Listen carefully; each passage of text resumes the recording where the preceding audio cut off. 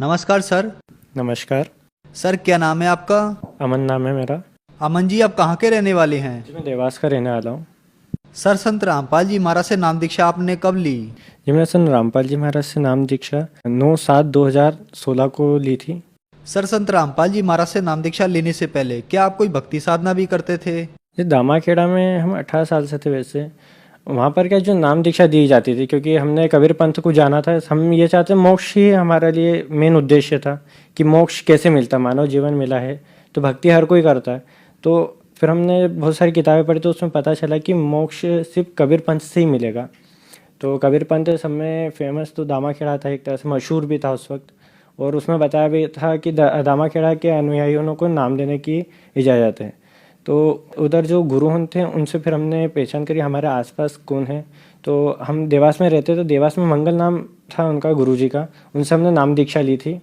मैं जब छोटा था तभी घर वाले सब उधर वहाँ चले गए थे दामाखेड़ा में। सर, फिर आप संत रामपाल जी महाराज की शरण में कैसे आए? मम्मी जो है मतलब मम्मी को माता जी आती थी, जैसे 9 देवियाँ हैं, ज्वाला माता, पावागढ़ वाली माता, ये सब माता जी आते थे। और मम्मी बैठक करती थी। हम लोग हमारे घर में मतलब बैठक इतने लंबे टाइम तक चलती, 9 घंटे तक कंटिन्यू बैठक चलती थी। मतलब कि मम्मी को उठाना पड़ता था हमें गोद में, क्योंकि पैर उनके सुन्न हो जाते हैं, वो बैठक करती थी। हमारे घर से बहुत सारे लोगों को लाभ भी हुए, पर धीरे धीरे हमारे घर में कलेश भराने लगा। मतलब कि घर में लड़ाई होती, हमारे कुछ काम नहीं होते, हम मतलब दर दर हो गए, भीख मांगने को हो गए थे। मम्मी बैठक करती, जितने भी आते हैं उन सबके तो अर्जी पूरी होती।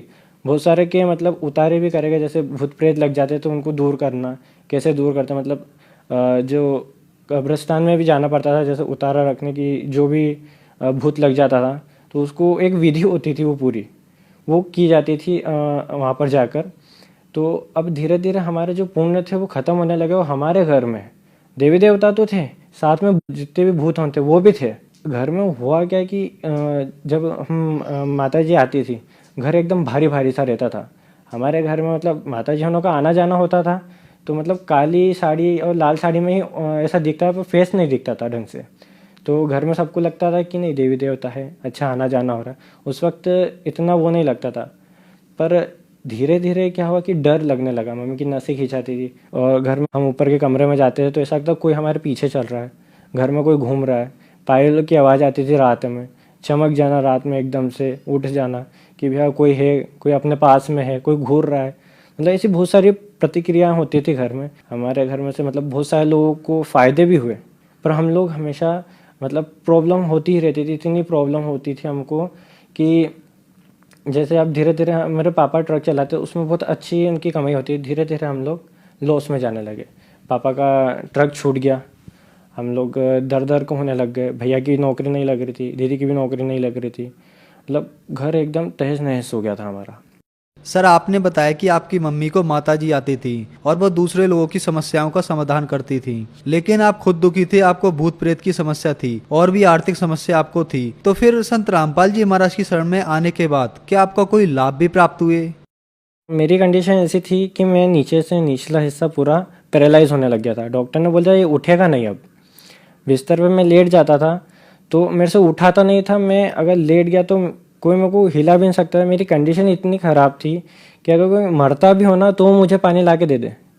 अब आप अंदाज़ा लगा लीजिए कितनी ख़राब हालत थी। मतलब मैं जब उठने की कोशिश करता मेरे को 1 घंटा तो लग ही जाता उठने में, सीधे बैठने में। चलने में मेरे को बहुत प्रॉब्लम होती थी, मैं गिर जाता था, मैं चलते चलते ही गिर जाता था। मैं मतलब रात में तो मेरी 12 बजती थी, क्योंकि रात में मेरे पूरा बदन दर्द से कर रहा था। मैं रात भर दर्द होता था मुझे। मैं हमेशा ये सोचता था कि आज नहीं तो कल तो मैं मरना चाहता था मैं, कि नहीं अब मुझे मरना है। इतना दर्द मुझे सहन नहीं होता, इतनी पीड़ा होती थी। मेरी मम्मी को जब माता जी आती थी ना तो वो जब भी हम ऊपर जाते थे, ऊपर का कमरा उनका ही बना दिया था, पूरा मंदिर सरीका था।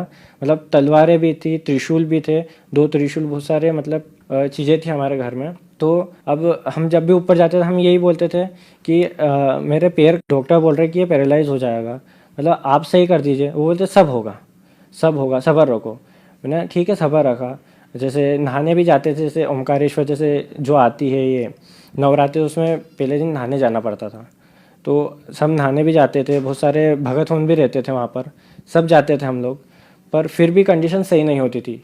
मेरी कंडीशन इतनी बिगड़ने लगी थी कि मेरे दोस्त होन मुझे स्कूल से गाड़ी पे बिठाते थे मुझे खुद, और लेके जाते थे और लेके आते थे। मेरा 12th जो थी वो 1 साल तो पूरी ऐसे ही चली गई, क्योंकि मैं स्कूल तो जा ही नहीं पाता, बैठने की प्रोसेस तो थी नहीं बिल्कुल। तो फिर जब डॉक्टर को बताया तो डॉक्टर ने बोला कि ये पैरालाइज हो जाएंगे, इनका आने वाले जीवन में ये शरीर रह जाएगा, ये चल नहीं सकते।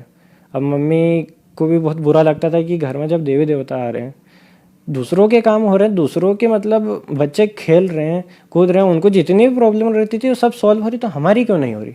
क्या हमने कुछ गुनाह तो नहीं कर दिया? पर उस वक्त ऐसा सोचते थे कि नहीं, शायद टाइम लगेगा, कुछ होगा, बड़ी आफत होगी। उतारे भी करने का देखा कि भैया उतारा तो नहीं लग रहा।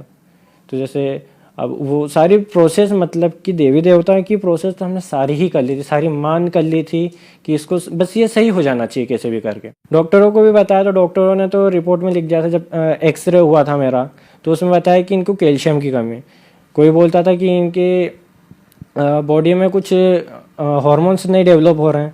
हर डॉक्टर अलग अलग बात बताता था, पर कोई सही नहीं कर पाता, क्योंकि जब भी हम लोग दवाई लेते थे, दवाई बहुत महंगी आती थी, 1-1 हज़ार की दवाइयाँ आती थी, और हम पूरा कोर्स करते फिर भी आराम मुझे ज़रा सा भी नहीं पड़ता था। मैं रात में पेन किलर लेके सोता था, मतलब एक दिन में मैं 4 पेन किलर खा जाता था, और जब पेन किलर लेता था तो बस उसका नशा बस थोड़ा बहुत रहता था मुझे, पर मुझे फिर भी दर्द होता था। मैं बहुत परेशान हो गया, तो मैं जब भी छत पे जाता था तो मैं यही सोचता था कि यहाँ से कूद जाऊँ, कैसे भी करके ये छुटकारा चाहिए मुझे। जब कोई देवी देवता कुछ कर ही नहीं पा रहे हैं, सब लोगों के काम हो रहे हैं, हमारे क्यों नहीं हो रहे हैं?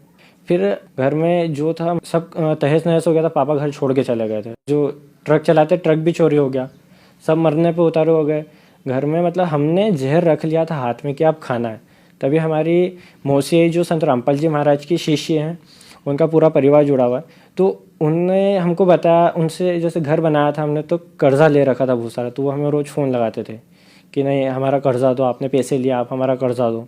अब मौसी से भी हमने ले रखा थे, तो मौसी का जब भी फ़ोन आता था तो हम लोग सोचते थे, बात तो करते थे पर उन्हें क्या बोले, उनको बताते कि भैया ऐसी हालत है। फिर मौसी एक दिन घर पे आ गई, उस वक्त हम जहर ही खाने वाले थे। फिर मौसी ने बोला कि तुम संत रामपाल जी महाराज की शरण में आओ, सब सारे काम सही होंगे।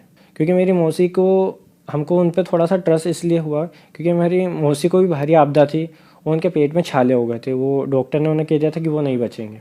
तब भी हमको भरोसा नहीं था कि हम इधर क्यों जाए, क्योंकि उस वक्त भरवाला का जो केस हुआ 2014 में, वो हमने देखा था, तो हमें ऐसा लगा था मौसी तो झूठ बोल रही है। पर मम्मी ने सोचा, अगर संत रामपाल जी महाराज पूर्ण परमात्मा है, अगर भगवान है, तो मेरे लड़के को 8 दिन का समय देती हूँ मैं, 8 दिन में सही कर दे, नहीं तो मैं जहर खा लूँगी, कोई शक्ति नहीं बचा सकती फिर हमें मरने से। अब ऐसे ही चलता रहा, 8 दिन बीत गए और मेरी कंडीशन में इतना इम्प्रूवमेंट हो गया कि मम्मी जैसे ही मशीन चलाती थी, तो अगर जो मशीन चला गट्टी जो रहती धागे की वो गिर जाती थी, तो वो मुझे नहीं बोल सकती थी उठाने के लिए, वो खुद उठ के लेती थी। एक बार ऐसे ही उनकी मशीन से गट्टी गिर गई थी धागे की, तो मैंने फट से उठा के दे दी, तो मम्मी ने देखा कि ये उठ नहीं सकता था, ये उठ कैसे रहा है। मम्मी ने बहुत सारे काम दिए मेरे को उठने बैठने के, मैंने सारे करे। मम्मी ने बोला बेटा दर्द हो रहा है? मैंने मैंने सोचा मम्मी दर्द तो हो ही नहीं रहा मुझे, ये कंडीशन अपने आप सही हो गई। तो मम्मी ने बताया कि मैंने ऐसा संकल्प लिया था कि अगर ये पूर्ण परमात्मा है तो मेरे छोरे को सही कर दे। तो मम्मी ने बोला कि बेटा अपन नाम दीक्षा लेने चलते हैं। हम तुरंत चले गए इंदौर नामदान सेंटर पे, संत रामपाल जी महाराज से नाम दीक्षा ली। तो फिर संत रामपाल जी महाराज की शरण में आने के बाद क्या आपका कोई लाभ भी प्राप्त हुए? जैसे ही संत रामपाल जी महाराज से नाम दीक्षा ली, मेरे पापा भी घर में आ गए। 1 महीने के अंदर ही अंदर उन्होंने घर वापस आ गए वो कि नहीं मैं वापस से काम करूँगा।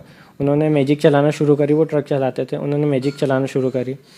और फिर मेरे भैया की भी नौकरी लग गई संत रामपाल जी महाराज की दया से, और मेरी दीदी की भी नौकरी लग गई थी, जॉब लग गई। हमारे घर में अब धीरे धीरे ये है कि कलेश दूर होने लगा। कंडीशन ये है कि हमारे घर में जो हम दूसरे की गाड़ी चलाते थे, धीरे धीरे मालिक की दया ऐसी हुई कि हम हमारी खुद घर की गाड़ी हो गई, और हमारे घर में 2 गाड़ी 2 व्हीलर और एक 3 व्हीलर है जो अभी नई निकली है।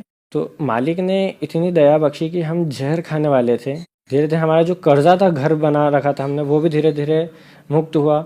हम भूत प्रेत के चक्करों से भी दूर हो गए। और मेरी जो भाभी है उनको एक सबसे बड़ा लाभ ये हुआ कि वो जब प्रेग्नेंट थी तो डॉक्टर ने बोला था बच्चा जो है पेट में उसकी धड़कन नहीं है, मतलब 99% ये है चांसेस हैं कि बच्चा नहीं बचेगा, बच्चे की तो धड़कन ही नहीं है। तो मेरी मम्मी ने संत रामपाल जी महाराज से अरदास लगाई।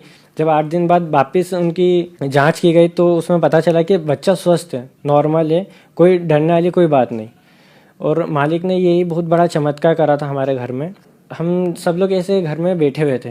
एक बार मेरी मम्मी को भी संत रामपाल जी महाराज के दर्शन हुए, मुझे भी दर्शन हुए कई बार। अब मैं जो पैरालाइज हो गया था, अब धीरे धीरे पैरालाइज की प्रॉब्लम जब डॉक्टर को बताया तो डॉक्टर ने बोला कि नहीं, कभी कभार नसें ब्लॉक हो जाती है तो दर्द नहीं होता, इनको इसलिए दर्द नहीं हुआ। डॉक्टर ने, हमने फिर देखा कि बाद में दर्द तो शुरू ना हो जाए, तो उन्होंने बताया कि इसको कैल्शियम की कमी है। हमने ट्रीटमेंट करा, हमने डॉक्टरी इलाज भी करा। संत रामपाल जी महाराज की दया ऐसी हुई कि मुझे अब एक गोली खाने की भी ज़रूरत नहीं पड़ती पेन किलर, क्योंकि धीरे धीरे मैं सही होने लगा था। आप देख सकते हैं कि मैं अपने पैरों पे खड़ा भी नहीं हो सकता था, आज मैं अपने पैरों पे खड़ा हूँ। उस वक्त मेरी हालत इतनी ख़राब थी कि अगर कोई मुझे देख ले तो वो कहते कि ये जिंदा लाश है। मेरा जो चेहरा था वो इतना दुबला पतला हो गया था मैं कि डॉक्टर ने कह दिया था कि ये कुपोषण तो नहीं है, क्योंकि मैं इतना दुबला हो गया था। मेरे दोस्तों बोलते थे कि भाई देखना इसको, मतलब मेरे दोस्तों एक बैठते थे, दोनों के बीच में मुझे बिठाया जाता था कि कहीं ये गिर ना जाए चक्कर खा के, क्योंकि स्कूल बोर्ड थी इसलिए मुझे कोचिंग के लिए ले जाया जाता था।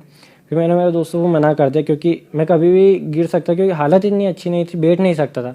आज मैं अपने दोनों पैरों पे खड़ा हूँ, आज मैं सारे काम कर सकता हूँ संत रामपाल जी महाराज की दया से।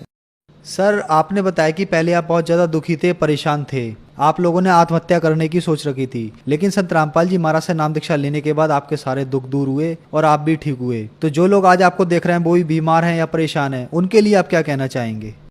मैं उन लोगों को ये कहना चाहूँगा कि सबसे पहले तो वो सत्संग सुने, ये ना देखे कि संत रामपाल जी महाराज जेल में, क्योंकि आज हर कोई क्या देख रहा है, जेल देख रहा है, जबकि आज मनुष्य खुद 84 लाख योनियों में फंसा हुआ है, वो खुद जेल में है ना। वो जीवन में सुख दुख सब आ रहा है उसे, क्या वो सही है? आज इंसान को इतने दुख आ रहे हैं तो वो सही नहीं है। पर एक बार संत रामपाल जी महाराज के सत्संग सुने, सत्संग में ही आपको आपके सभी प्रश्नों के उत्तर मिल जाते हैं। मैं मानव समाज को ये बताना चाहूँगा, एक बार सिर्फ सत्संग सुने।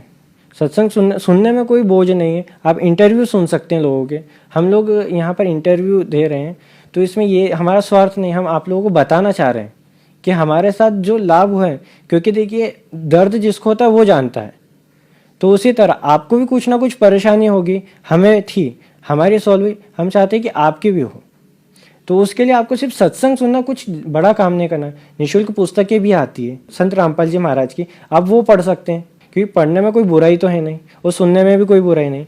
तो आप सिर्फ एक बार संत रामपाल जी महाराज का सिर्फ मंगलमय प्रवचन सुनिए, आप सत्संग सुनेंगे तो आपको पता चला है कि क्या ज्ञान है, इतना लोग क्यों जुड़ रहे हैं इसमें, क्योंकि कोई स्वार्थ से नहीं जुड़ रहा, क्योंकि सबको पता है कि मानव जीवन मिला ही मोक्ष प्राप्त के लिए। संत रामपाल जी महाराज के शरण में आइए और उनसे नाम दीक्षा प्राप्त कीजिए। सर, हम आपसे एक क्वेश्चन पूछना चाहेंगे कि आपने बताया कि आप देवी देवताओं की पूजा करते थे और आपकी मम्मी में भी देवी आती थी। कुछ लोग कहते हैं कि संत रामपाल जी महाराज ब्रह्मा विष्णु महेश देवी देवताओं की पूजा छुड़वाते हैं, क्या ये बात सही है? संत रामपाल जी महाराज देवी देवता की पूजाएं छुड़वाते नहीं, उनकी पूजाएं करवाते हैं, शास्त्रों के अनुसार पूजाएं करवाते हैं, क्योंकि हम जो पूजा कर रहे हैं वो गलत है एक तरह से। और संत रामपाल जी महाराज पूरे ग्रंथों के माध्यम से हमें एक एक ग्रंथ खोल के बताते हैं कि देखिए इसमें यहाँ ये लिखा है, ये पूजा निषेध है, फिर भी हम कर रहे हैं। क्यों? क्योंकि हमें विश्वास नहीं हो रहा, हम ग्रंथ खोल के नहीं देख रहे। आज हिंदू इसलिए पीछे होता है क्योंकि उसने उसके ग्रंथ को ही नहीं जाना, कभी खोल के नहीं देखा। संत रामपाल जी महाराज शास्त्रों के अनुकूल भक्ति बताते हैं, इसलिए उनके सभी अनुयायियों को लाभ मिलते हैं। इस तरह मेरी मम्मी को माता जी आती थी, हम सब लोग देवी देवता की भक्ति करते थे, पर हमें उस वक्त लाभ नहीं होता था क्योंकि हमारी जो साधना थी वो गलत थी। फिर हमने जब संत रामपाल जी महाराज से नाम दीक्षा ली तो उन्होंने शास्त्रों के अनुकूल भक्ति बताई, जिस कारण आज हमें उन्हीं देवी देवता से लाभ मिल रहे हैं। इसलिए संत रामपाल जी महाराज शास्त्रों के अनुकूल ही ब्रह्मा विष्णु महेश की भक्ति बताते हैं, जो शास्त्रों में बताया गया है। सर, संत रामपाल जी महाराज से नाम दीक्षा कैसे ले सकते हैं? संत रामपाल जी महाराज से नाम दीक्षा लेना बहुत ही आसान है, निःशुल्क है। सिर्फ उनके जो सत्संग आते हैं उसमें नीचे नंबर भी दिए जाते हैं, आप वहाँ पर से कांटेक्ट कर सकते हैं। और आपके आसपास जो भी संत रामपाल जी महाराज के शिष्य हैं, आप उन्हें कह सकते हैं कि मुझे नाम दीक्षा लेना है। वो आपको खुद आपको घर से लेके जाएंगे उनकी नाम दीक्षा दिलवाना संत रामपाल जी महाराज की। संत रामपाल जी महाराज से नाम दीक्षा लीजिए और अपना मानव जीवन का कल्याण कीजिए। धन्यवाद सर।